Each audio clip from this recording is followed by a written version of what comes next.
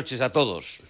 Inicio el programa con una pregunta que tendrá cumplida respuesta en el transcurso del mismo. ¿Qué hace que un hombre piense como un criminal? En la mente del asesino es la historia del creador de los perfiles psicológicos. Es un documental en el que por primera vez una cámara asiste a una entrevista entre un psicólogo criminalista y un asesino en serie. I explained that a man like Gacy can tell us so much about why they kill. La entrevista con Gacy reforzó mis teorías sobre los asesinos en serie. Demostró que un hombre que aparentemente tiene control sobre sí mismo y se desenvuelve con normalidad en la sociedad puede ser un depredador letal. Un asesino organizado es el más peligroso. Se lo cuento dentro de un momento, en el tiempo justo, para unos cuantos anuncios y promociones. Hasta ahora mismo.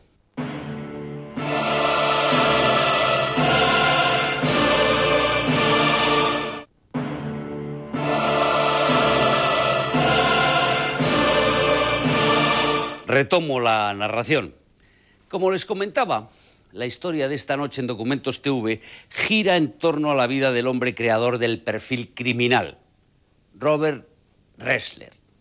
En la mente del asesino es el retrato del hombre que acuñó el término asesino en serie. Ressler creó la Unidad de Ciencias del Comportamiento del FBI y a lo largo de más de 20 años ayudó tanto a los agentes de su oficina como a los de otras fuerzas de seguridad de todo el mundo a investigar macabros y extraños asesinatos. Consiguió entrevistar a los más famosos homicidas y partiendo de estas entrevistas trazó el perfil del asesino en serie. Su trabajo inspiró la historia del Silencio de los Corderos. En la mente del asesino es un fascinante documental en el que por primera vez Robert Ressler pone sus archivos a disposición de las cámaras y también la primera vez que permite la presencia de cámaras en una de sus excepcionales entrevistas cara a cara con un criminal en serie, en el ámbito de una prisión de máxima seguridad. Entrevistas que tienen como finalidad comprender y predecir las acciones de un asesino en serie. Según el protagonista de nuestra historia, si logras entrar en la mente de un asesino, puedes predecir y en consecuencia evitar su siguiente crimen.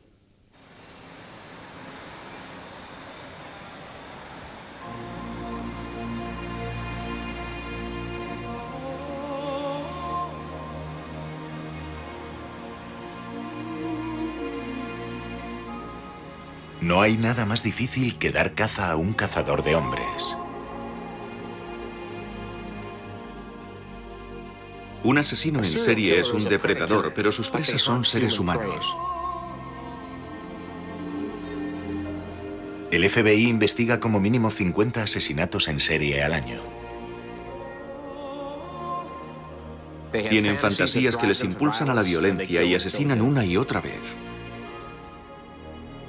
Quién puede convertirse en víctima es algo que determina una sola cosa: la mente del asesino en serie.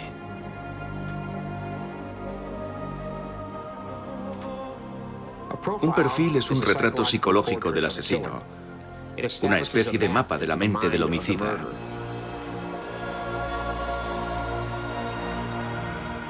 Y la cacería se inicia partiendo de ese mapa. Alexandria, estado de Virginia, cerca de la ciudad de Washington. Dos oficiales de policía recuerdan una serie de brutales asesinatos que ocurrieron hace décadas. En el primer caso que tuvimos, el cuerpo apareció en un canal de desagüe.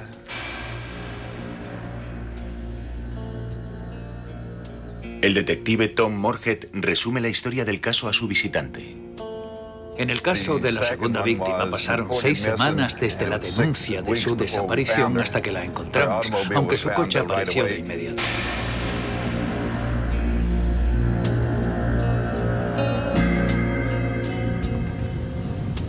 El número de víctimas iba en aumento. La número 3 apareció en un arroyo sumergida en el agua.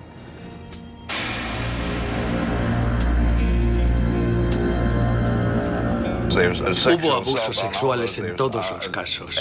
Al hacer la autopsia, enviamos los fluidos al laboratorio. La conclusión es que habían sido violadas. Los detalles de los asesinatos eran tan truculentos que impactaron incluso a los investigadores con más experiencia. 2 fueron acuchilladas. La que había estado desaparecida durante 6 semanas recibió 20 puñaladas en la parte superior del cuerpo. El forense dijo que había habido ensañamiento, lo que a menudo quiere decir que el asesino actúa llevado por una especie de frenesí. 5 mujeres, 3 de ellas asesinadas en el plazo de un mes. En el momento de la investigación no teníamos ni idea de quién podía ser, así que nos preguntábamos cuánto tiempo pasaría hasta el siguiente asesinato. ¿Qué impulsa a un hombre a matar a sus semejantes? No hay respuestas sencillas, pero Robert Ressler se ha puesto como objetivo el encontrarlas. Él encarna el perfil del perfilador psicológico. Robert Ressler comenzó su carrera como investigador militar en el ejército norteamericano. Estuvo destinado en Europa y en el Extremo Oriente. En el ejército aprendió cómo se capturaba a los criminales. Llegué a la conclusión de que si uno entendía los motivos del asesino, se podría dar con él mucho mejor. Comencé a estudiar psicología y continué como criminólogo. Cuando dejó el ejército, Robert Ressler estuvo buscando la manera de conseguir su objetivo. Quería trabajar para los mejores, y eso significaba el FBI. Pensé que aquí podría combinar mi conocimiento del comportamiento criminal y la psicología. Me interesaban especialmente los asesinos en serie, porque pensaba que en su caso la psicología tenía un papel fundamental en el cómo y el porqué de sus crímenes. Cuando Ressler entró a formar parte del FBI en 1970, su interés por la psicología moderna no se vio con buenos ojos. El FBI era un lugar donde contaban las pruebas concretas. A pesar de la oposición interna, Ressler elaboró un plan para estudiar el comportamiento de los asesinos en serie. Lo llamó perfilar.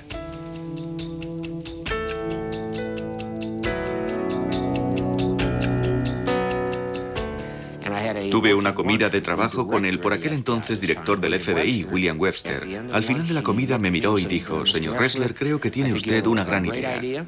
Quiero que trabaje con profesores universitarios, con los mejores expertos ajenos al FBI, y quiero que este programa tenga éxito. Así se puso en marcha.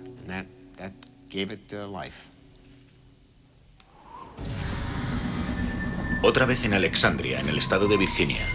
El asesino había apuñalado a su víctima primero en la espalda, luego por delante y finalmente por todas partes.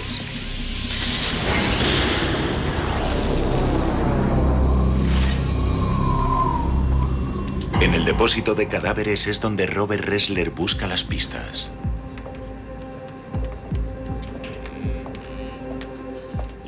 Cada vez que entro en una sala como esta, experimento el temor de que voy a ver algo peor de lo que he visto hasta el momento. Descubrí desde el principio que hay 2 tipos de asesinos en serie, los organizados y los desorganizados. Simplemente observando el lugar del crimen y cómo están los cuerpos, puedo establecer una buena base para elaborar un perfil. El detective Moorhead le explica a Ressler que todas las víctimas fueron encontradas completamente vestidas, pero que sin embargo todas habían sido violadas antes de morir. Si llevan la ropa bien puesta, diría que el asesino les ha ordenado que se vistan ellas mismas. Si la ropa está mal puesta, eso indica que el asesino las vistió después de la muerte.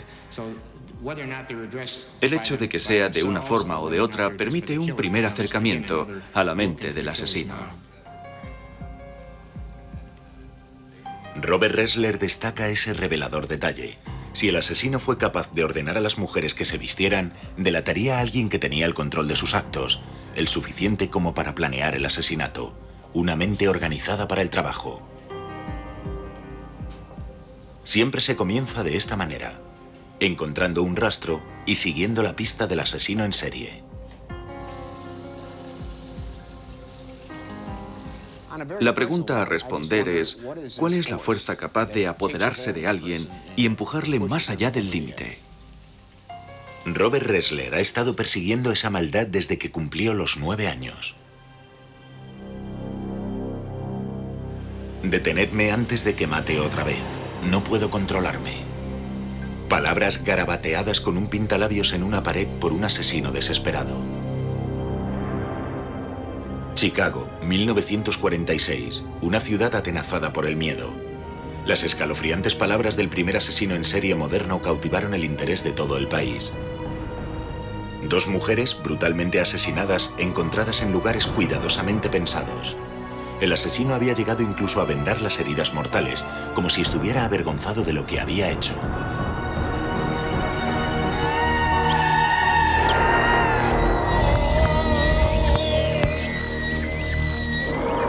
Me vino a la cabeza que yo debía haber hecho algo. Y me di cuenta de que debía tratarse de una niña.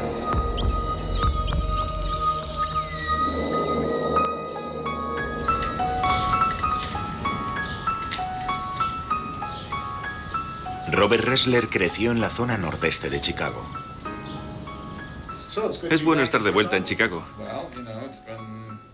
Todavía mantiene contacto con su viejo amigo Philip Kozlowski. Juntos recorrieron las calles del barrio cuando eran niños. Era un caluroso y largo verano cuando una serie de asesinatos aberrantes, conocidos como los asesinatos del Pintalabios, estremecieron a la ciudad. Los niños sintieron tal curiosidad que formaron su propia agencia de detectives. Su misión, capturar al asesino del Pintalabios. La idea surgió de una película que habíamos visto en la que unos niños eran detectives, así que decidimos hacer lo mismo. Le poníamos mucha intriga y misterio. Usábamos barbas falsas y gafas oscuras, sin las que considerábamos que ninguna organización de espionaje que se precie puede pasar.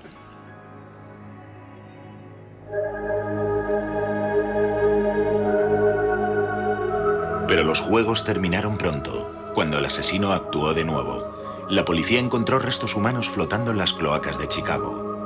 La víctima fue identificada. Se trataba de Susan Degnan, de 6 años. La habían raptado de su casa. Había sido asesinada y mutilada. Aquello paralizó a la ciudad de Chicago. Había varios elementos terroríficos. Un niño raptado en su dormitorio en plena noche, restos humanos encontrados en las alcantarillas y, por supuesto, el tipo confesándolo todo. La policía detiene a William Heirens, un estudiante de 17 años. Lo confiesa todo. El asesino del Pintalabios tiene ahora un rostro.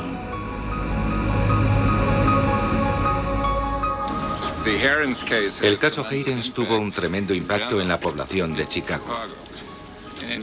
En tu caso te llevó de hecho a intentar introducirte un poco en la mente de esa persona y descubrir las razones por las que lo hacía. Y luego eso te condujo hacia la carrera que acabaste por elegir. Así es. El asesino del Pintalabios suscitó mi curiosidad y eso nunca me ha abandonado. Yo quería entender a la gente que era como William Heirens. Heirens entraba en los apartamentos de mujeres jóvenes. Cuando le sorprendían, asesinaba casi sin pensarlo. Matar no era una satisfacción, era un mal necesario. El hecho es que sufría un verdadero impulso obsesivo-compulsivo que lo llevaba a efectuar esos robos y se hizo tan fuerte que ya no podía resistirse a él. La pregunta era, ¿sufren estos asesinos impulsos irresistibles o se trata de una compulsión ante la que deciden no resistirse? El joven Ressler estaba fascinado. Tomé una decisión, quería convertirme en un detective de verdad. ¿Te acuerdas de aquel tipo que solía llevarnos la compra a casa? El hombre que llevaba la compra a casa de los Ressler no era otro que uno de los más terribles asesinos en serie de nuestros tiempos.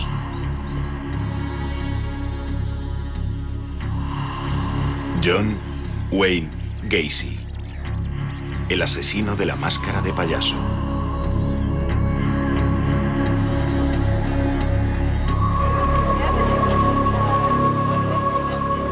Los payasos asesinan con impunidad.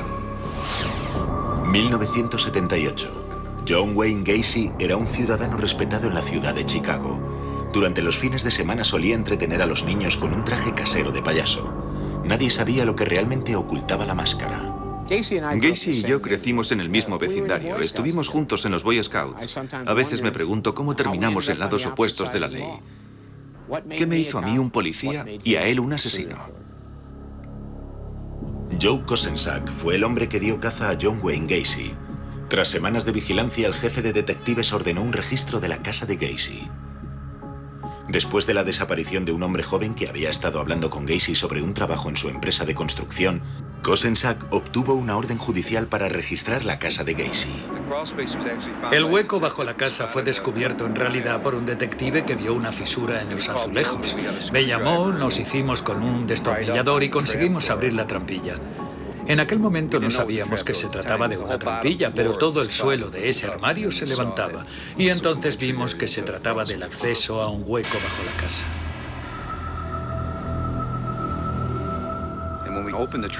Un agente de la científica penetró a través de la trampilla hasta el hueco y al cabo de 5 minutos salió arrastrándose y nos dijo que había 3 cuerpos allí abajo. Todos sentimos un escalofrío al pensar que podía haber un número indeterminado de cuerpos. Es algo sobrecogedor. Escuché la noticia por la radio. Era un caso importante. Alguien que había planeado asesinar a 33 personas de forma premeditada. Era exactamente lo que estaba buscando para poner a prueba mis teorías sobre los asesinos en serie organizados. Ressler voló a Chicago y se ofreció a ayudar a Joe Kosenczak en su investigación. Me incorporé a la investigación cuando comenzaron a aparecer los cuerpos. Fui a la oficina local del FBI y les dije, ¿qué puedo hacer para ayudar? Pertenezco a la unidad de ciencias del comportamiento del FBI. Tenemos algunas ideas respecto a este material. Una de las cosas que les indiqué que hicieran fue buscar los objetos personales de la gente declarada como desaparecida en esa zona. La policía encontró un carné en el archivador de Gacy. Pertenecía a un hombre joven que había desaparecido varios meses antes.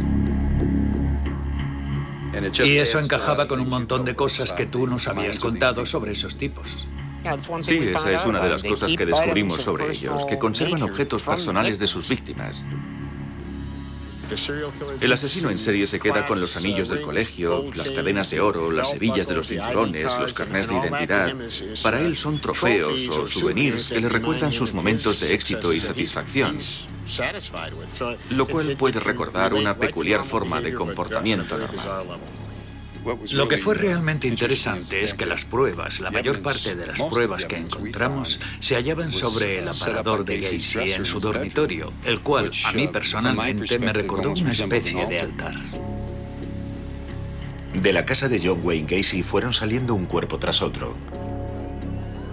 La mayor parte de los cadáveres se encontraba en avanzado estado de descomposición. Para los agentes fue una tarea horrible.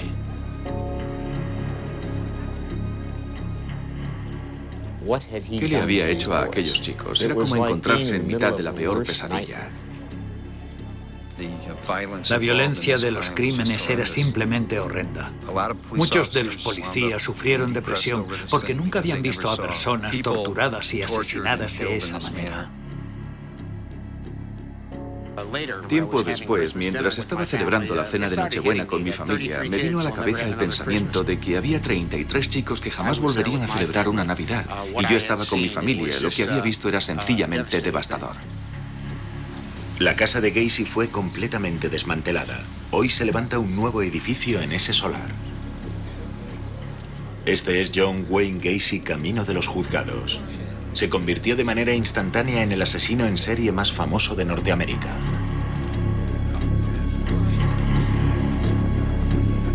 Durante su juicio, Gacy mantuvo que los crímenes los había cometido un alter ego.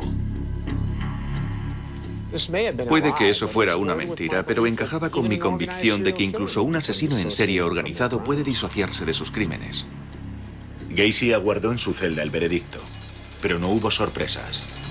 Fue condenado a muerte.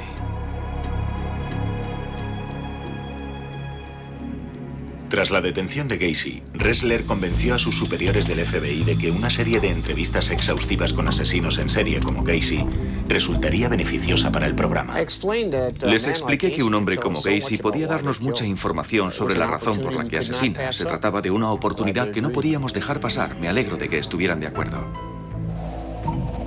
Así pues, Robert Ressler dirigió la primera entrevista en profundidad con John Wayne Gacy.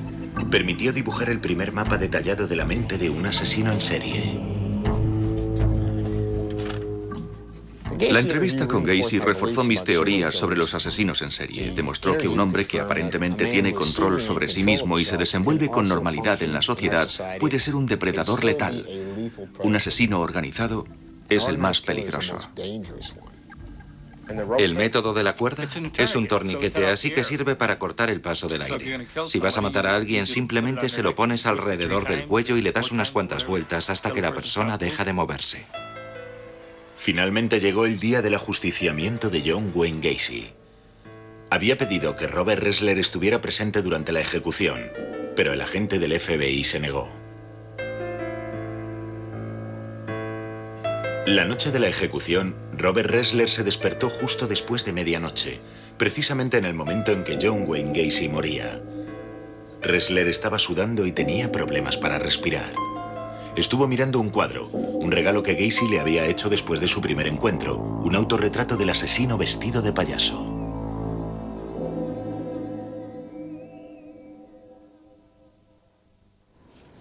Otra vez en Alexandria, Virginia. El asesino había estrangulado a su siguiente víctima solo con sus manos.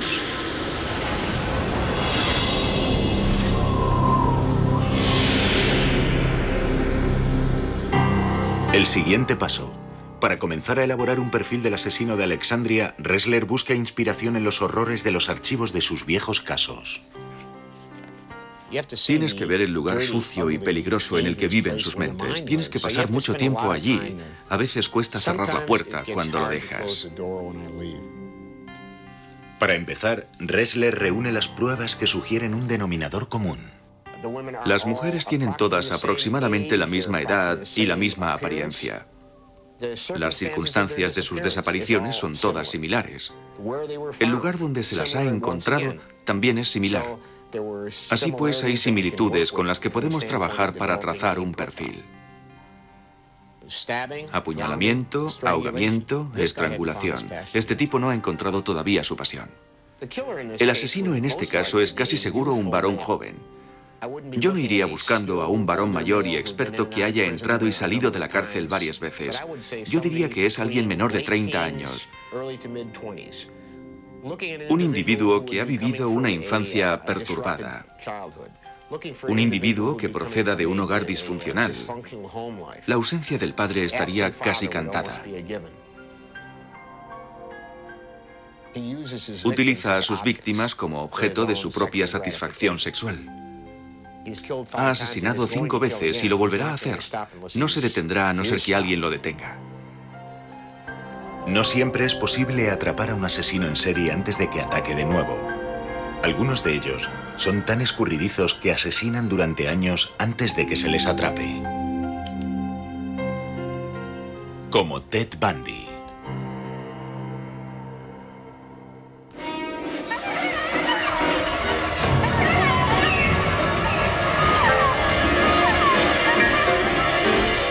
Era como salir de un trance o sueño horrible.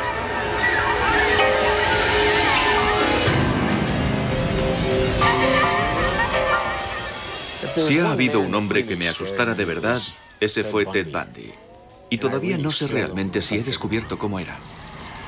Seattle, Washington, 1974. La policía investiga la desaparición de 6 estudiantes universitarias. 2 más fueron secuestradas a plena luz del día. Todas eran mujeres jóvenes con las mismas características, morenas, hermosas, y todas fueron golpeadas hasta morir. Bob Keppel de la policía de Seattle estaba a cargo de la investigación y aún hoy en día sigue obsesionado con el caso. Bundy es un verdadero enigma. Intentar descubrir un patrón de conducta en él sería realmente difícil porque actuaba de maneras muy distintas. No sabíamos nada sobre sus métodos cuando empezamos a encontrar a sus víctimas. No podíamos identificar ningún patrón porque solo encontrábamos huesos. Bundy era un animal y cualquier otra cosa que quisiera ser. Bundy es en realidad lo que yo llamo un camaleón. Este tipo podía cambiar de aspecto casi en cualquier situación. Tiene tantos rostros que podía ser cualquier cosa que quisiera ser. Podía estar en un campus universitario haciéndose pasar por un joven profesor adjunto. Podía pasar por un loco del esquí. Podía ponerse un traje y una corbata y ser un joven abogado. Realmente daba la impresión de que el tipo podía transformarse para adaptarse a cualquier situación. Uno de sus trucos favoritos para atraer a sus víctimas. Bundy se ponía un brazo en cabestrillo y dejaba caer unos libros. Les pedía a las jóvenes que se los recogieran. Entonces las golpeaba con una barra, las arrastraba hasta su coche, abusaba de ellas, las torturaba y las asesinaba, y luego escondía sus cuerpos en el bosque. Chicas con bikini, pelo largo, menudas, ese era su estilo de víctima. He llegado a tener la sensación de que él mismo era un perfilador experto que había elaborado un perfil de sus víctimas. Daba la impresión de que en un grupo como el que estás describiendo era capaz de elegir a las más vulnerables. La elección de las víctimas nos dice mucho sobre el asesino. Bundy era un paradigma de ese asesino organizado. Necesitaba chicas que se parecieran. Puede que resulte un poco más fácil entender a un asesino como Bundy porque tiene un plan maestro, pero hasta que no conoces ese plan son tan difíciles de pillar como un asesino psicótico. Cuando le pidieron a Ressler que ayudase a diseñar el cartel de Se Busca, tuvo la posibilidad de avisar a las mujeres jóvenes y atractivas que encajaban en el perfil de Bundy. Cuando finalmente detuvieron a Bundy en 1978, Bob Keppel y Robert Ressler fueron de los pocos agentes de seguridad que pudieron interrogarle. Es el tipo de persona en cuya cabeza solo puedes entrar cuando él está preparado para ello. Intentamos ir allí y hablar con él a su nivel o un poco por debajo de su nivel, porque nos avisaron de que si llegábamos a una situación en la que pareciera que estábamos siendo condescendientes, se cerraría del todo. Siempre me asustó que él se metiera más en mi cabeza que yo en la suya. Todavía sigo sin saber con exactitud quién llevaba el control y eso me sigue molestando hoy. Bundy era un maestro en su juego.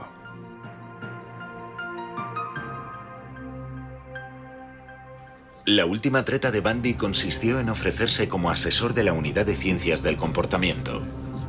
El asesino maestro pretendía dar clases a un grupo muy selecto, pero el FBI rechazó ese trato. 24 de enero de 1989. Todo el mundo aguarda la ejecución de Bundy. En su celda, el asesino lee un libro. Sabe que el fin está cerca. En el exterior se ha reunido una multitud para celebrar su muerte.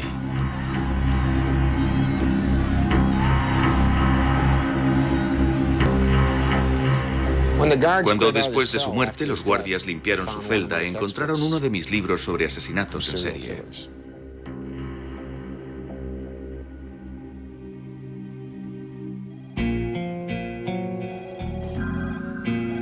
Bundy nos enseñó una cosa: se necesita un esfuerzo organizado para analizarlos a ellos y a sus crímenes.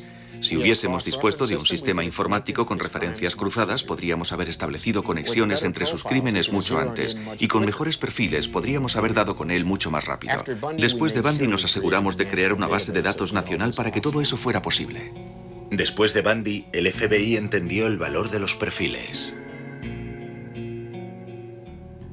Sin un perfil criminal, los investigadores no tienen una idea del tipo de persona que buscan. No conocen la edad, no conocen el sexo, no conocen la raza, no tienen ninguna noción sobre la personalidad del individuo.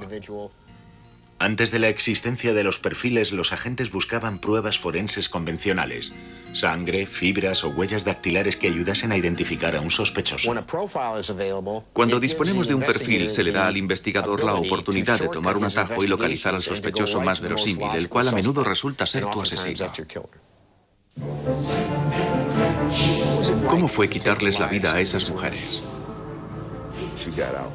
Ella salió del coche y comenzó a correr. Yo salí y eché a correr tras ella. Corrió hasta una carretera en la que había un bosque. La apuñalé por la espalda y cayó al suelo. Creo que la apuñalé 4 o 5 veces más.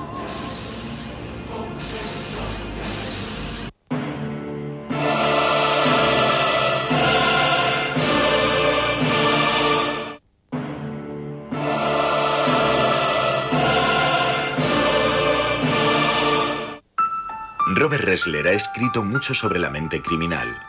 Su experiencia con los asesinos en serie más famosos configura el núcleo de su forma de elaborar perfiles. Todo se reduce a clasificarlos en organizados y desorganizados. Gacy y Bundy trazaban un plan, sabían cómo satisfacer su impulso para matar y elaboraban un plan en ese sentido. Higgins actuaba por compulsión, no había un plan. Todo esto me enseñó una cosa: que puedes clasificar científicamente a estos monstruos. El investigador busca la tarjeta de visita que el asesino deja en la escena del crimen. Te fijas en la posición del cuerpo, el estado del cuerpo. Buscas rituales o comportamientos rituales en la escena. Buscas una pauta en las heridas. Hay mucha diferencia entre una herida de puñal en el corazón y 50 en el pecho, o la mutilación de alguna parte del cuerpo, cabeza, órganos sexuales, cosas de esa naturaleza. Hay muchos elementos en el escenario de un crimen que brindan pistas directas sobre la personalidad del asesino. Ressler también ha sido asesor de series de televisión y películas. Todos sabemos, gracias al cine y a la televisión, que se nos ve como alguien que lo sabe todo. Llega al escenario del crimen, hace un perfil y caso resuelto. En realidad no funciona así. El perfil es solo una de las herramientas que hay en la caja del investigador.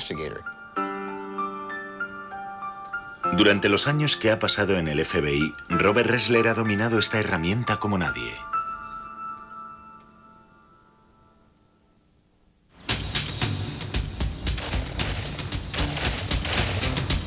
Academia de Entrenamiento del FBI en Quantico, Virginia. Desde 1976, este es el lugar en el que Robert Ressler, John Douglas y otros veteranos de la Unidad de Ciencias del Comportamiento han enseñado a los jóvenes agentes del FBI el arte de elaborar perfiles. Aquí, Ressler ha contribuido a la formación de generaciones de analistas. No somos trabajadores sociales, no somos psicólogos, no somos psiquiatras. Tenemos algunas nociones en este tipo de materias. Ressler fue un pensador muy original en el terreno de la psicología criminal.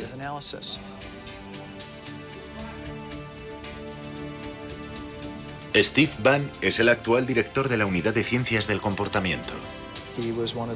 Aportó ideas realmente innovadoras para ayudar a comprender que hay algo diferente en los individuos que son depredadores. Él impulsó los primeros estudios sobre los escenarios del crimen relacionados con los cuerpos de las víctimas.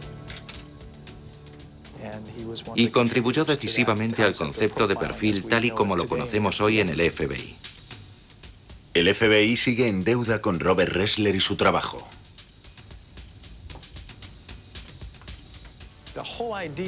La simple idea de ir a una cárcel e intentar comprender cómo funcionan las cabezas de esas personas que han sido los asesinos en serie más famosos es tremendamente original.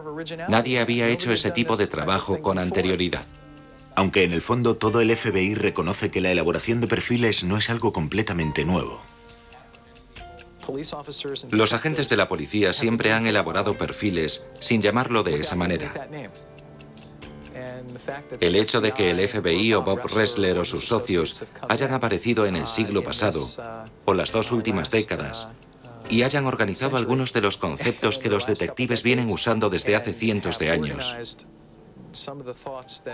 ¿es un nuevo conocimiento salido de la nada? No.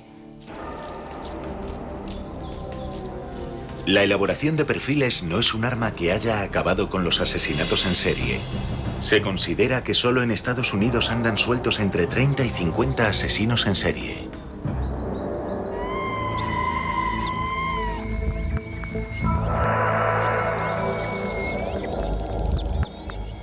Siempre supe la diferencia entre el bien y el mal, pero aún así no pude dejar de actuar.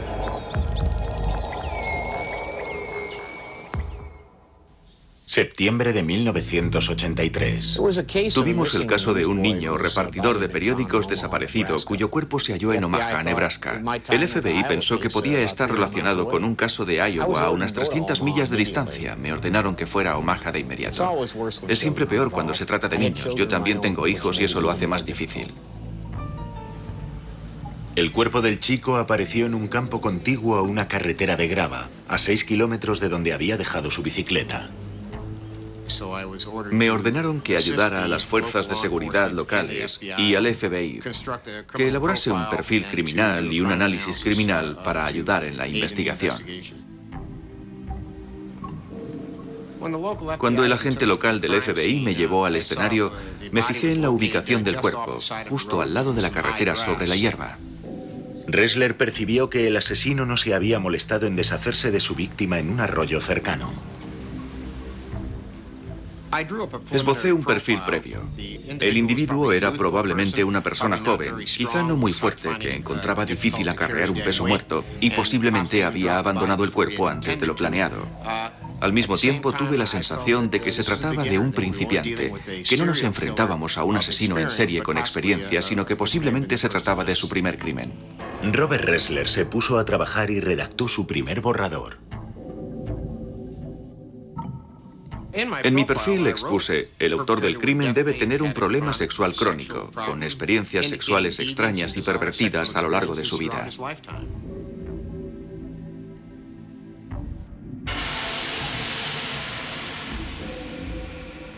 La forma en la que había aparecido el cuerpo del niño le reveló mucho a Robert Ressler sobre el asesino.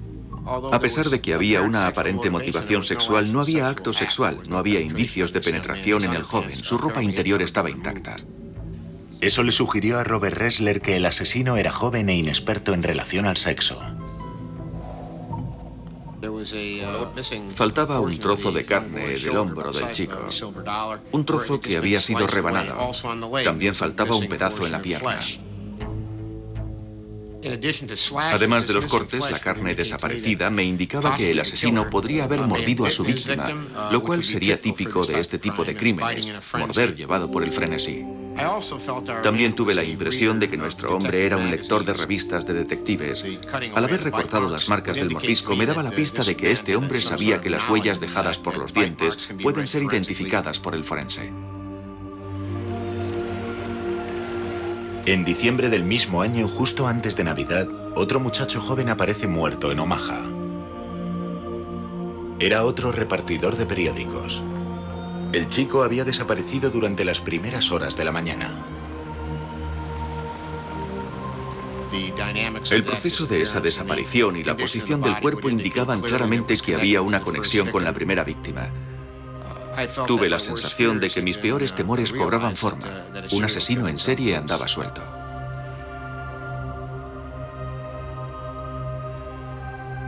El segundo asesinato había sido diferente del primero en un aspecto crucial. El asesino lo había planeado mejor, era más premeditado. Este crimen lo había pensado bien. Obviamente se había recreado cortando y mutilando a la víctima. Todo ello me indicaba que el asesino estaba disfrutando con su labor y que de hecho lo iba a hacer otra vez. Robert Ressler sabía que si quería evitar más asesinatos tenía que elaborar un perfil mejor. Revisé mi primer perfil.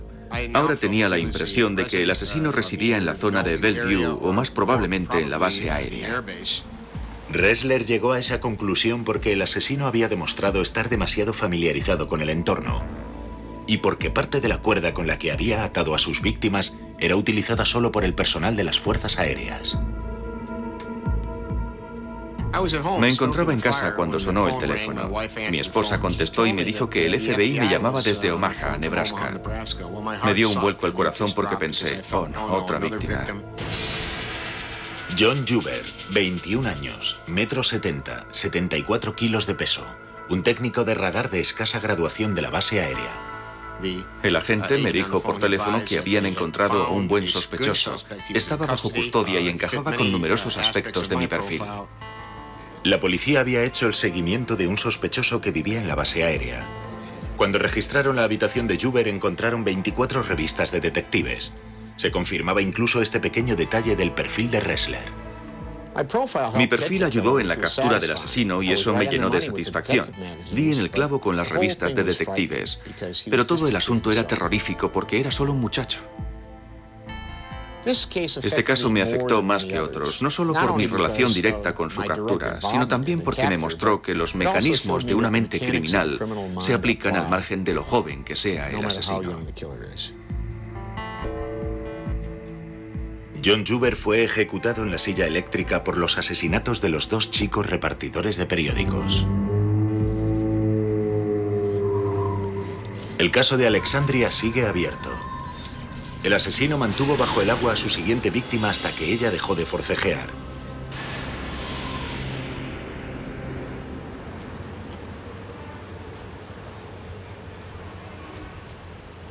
El detective Moorhead y Robert Ressler van de camino hacia el lugar del último crimen. En este caso en particular, la mujer fue encontrada por unos niños que estaban jugando por los alrededores de este riachuelo y se metieron por la tajea. Encontraron el cuerpo como a la mitad, medio cubierto por toda la suciedad arrastrada por la tormenta que se había amontonado sobre el cuerpo. Y esta es la tajea en la que apareció.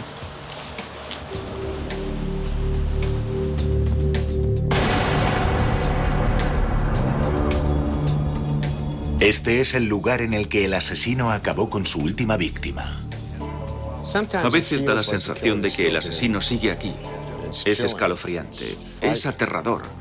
A veces me pregunto si no estoy llegando demasiado lejos. Todo estribaba en tener el control absoluto. ¿Por qué y de dónde surgía? No lo sé.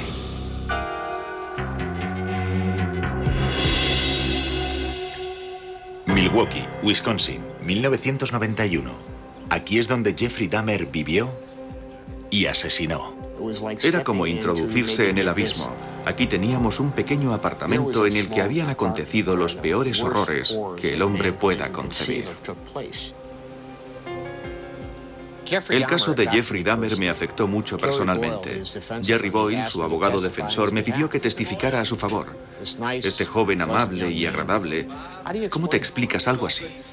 Boyle quería demostrar que Dahmer estaba loco y que asesinaba durante episodios psicóticos. Sentí curiosidad. ¿Existía de hecho un asesino organizado que perdiera el control durante el asesinato? Un joven guió a la policía hasta un apartamento donde dijo que Jeffrey Dahmer le había torturado y que consiguió escapar cuando estaba a punto de matarle.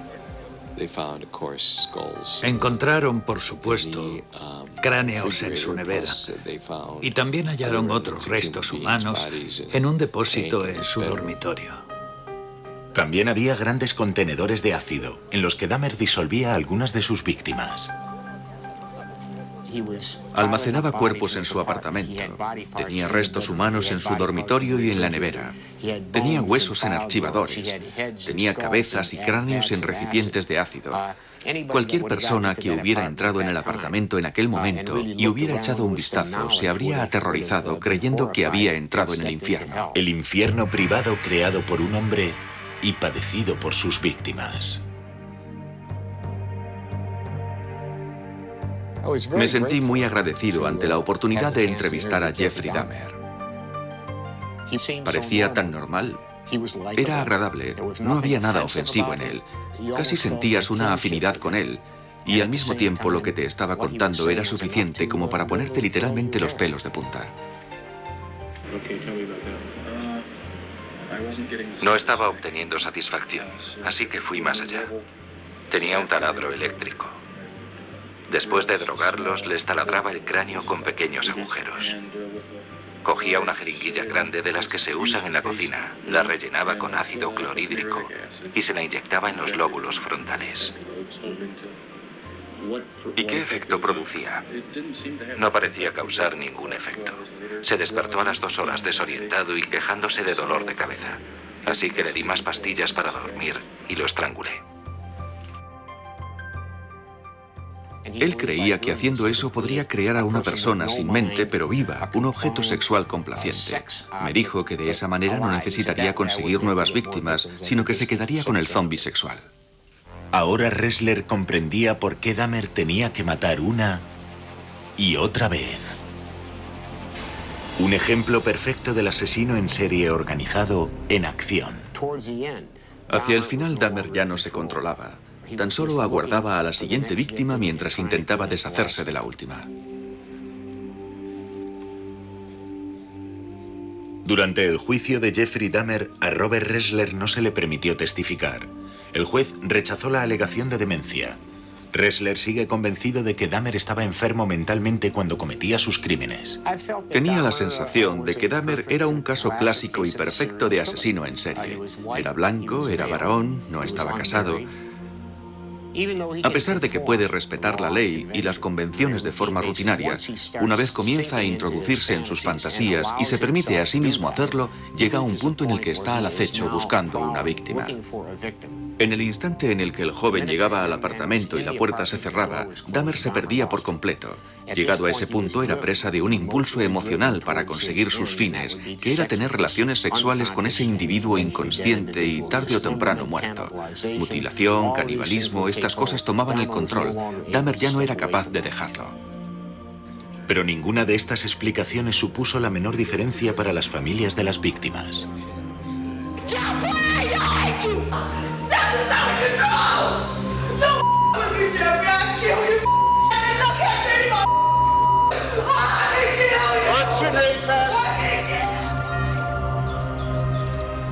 El caso de Jeffrey Dahmer era especial.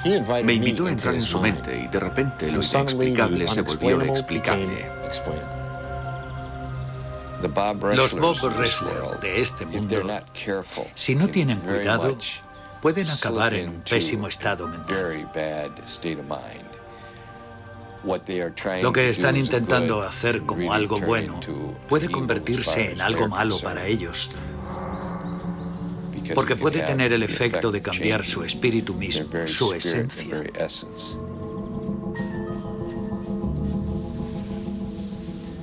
Caminan por el filo de la navaja. El hogar de Lionel y Shari Dahmer. Robert Ressler sigue manteniendo el contacto con el padre y la madrastra de Jeffrey Dahmer. Yo he educado a 3 hijos. Debe ser algo terrible darse cuenta de que has criado a un monstruo.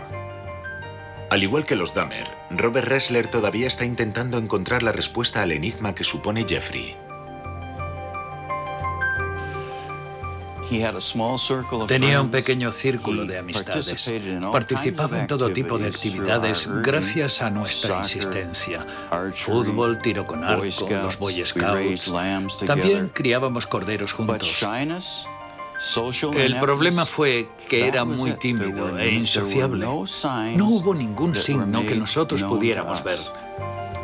No sabíamos nada de sus merodeos por el barrio en bicicleta cuando tenía 13 o 14 años, buscando zorros muertos, marmotas o cosas así. Siempre vi a Jeff como un niño perdido.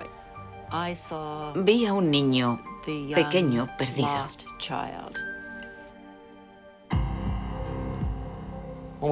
Cuando nos sentamos a hablar, me sorprendió lo rápido que se abrió Jeff Dahmer.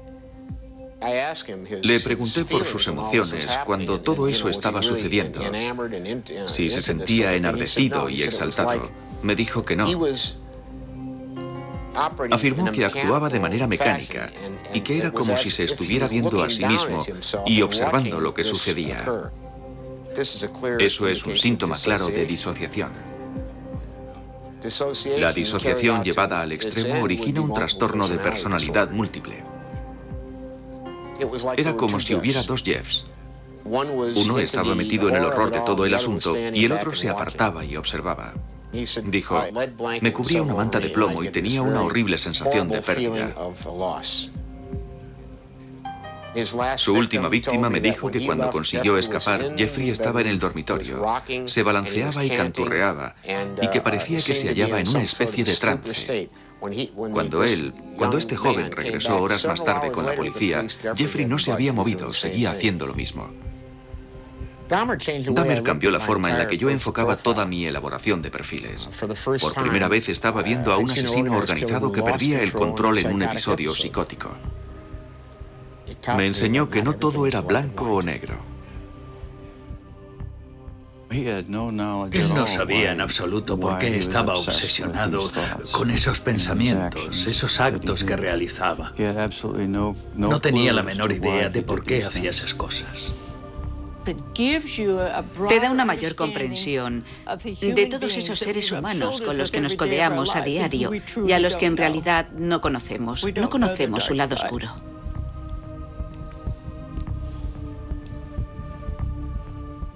Dolor y confusión. Las víctimas y sus familiares lo conocen bien. Incluso el especialista no es inmune.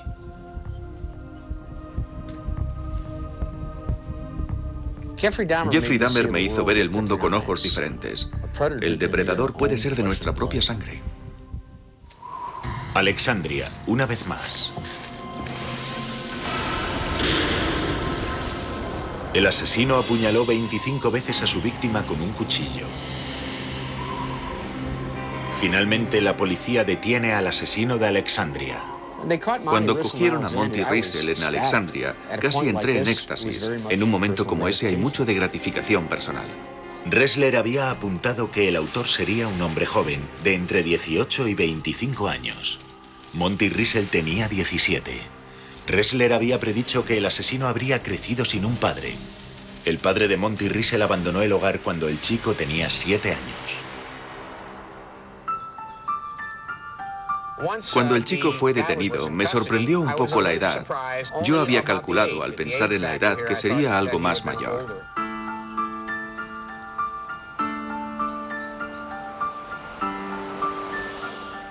En cierto sentido, esto es el final. Has estado trabajando en algo que ya puedes archivar, pero lo más importante es que ahora tienes la posibilidad de sentarte con el individuo, de hacerle preguntas.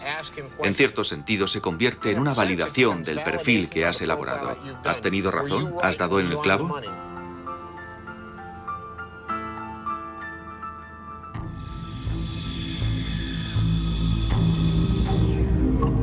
Prisión de máxima seguridad de Dillwyn, en Virginia.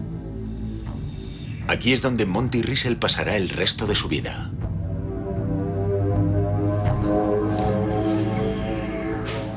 Siempre te preguntas, ¿cómo va a ser el encontrarte con un hombre sobre el que ya sabes tantas cosas? ¿Qué aspecto tiene un monstruo? Es siempre sorprendente. Una vez más, Robert Riesler se dispone a bucear en la mente de un monstruo.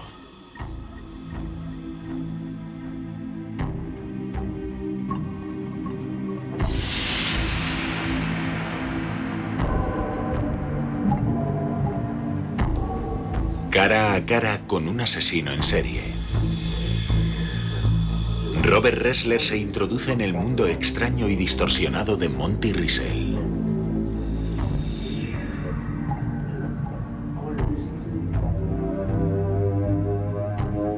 ¿Cómo fue quitarles la vida a esas mujeres? Ella salió del coche y comenzó a correr. Yo salí y eché a correr tras ella. Corrió hasta una carretera en la que había un bosque. La apuñalé por la espalda y cayó al suelo. Creo que la apuñalé 4 o 5 veces más.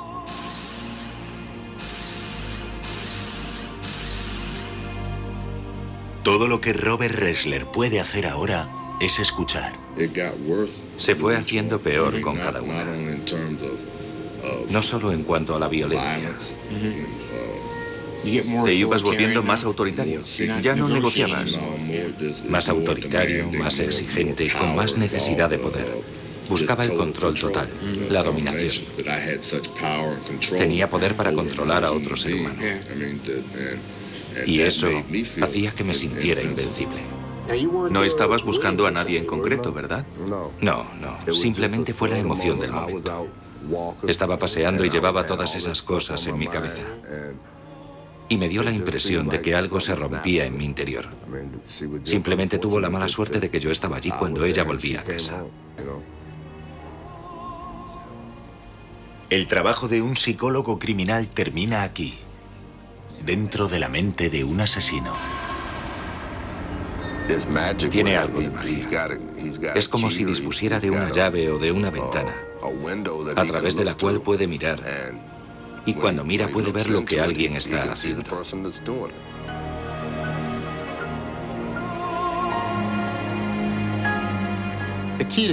La clave para atrapar a un asesino en serie es situarte en los patrones de pensamiento de ese individuo. Debes pensar como él, tienes que sentir lo que él siente, tienes que seguirle en sus crímenes y terminar por adelantarte a él.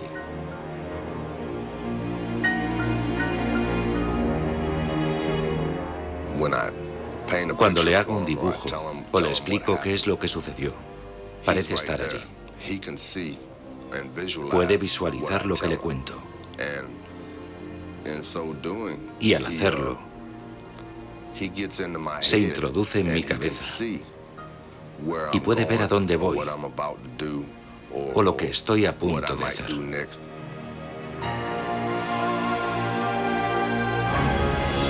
Y así, el asesino en serie completa el perfil del perfilador.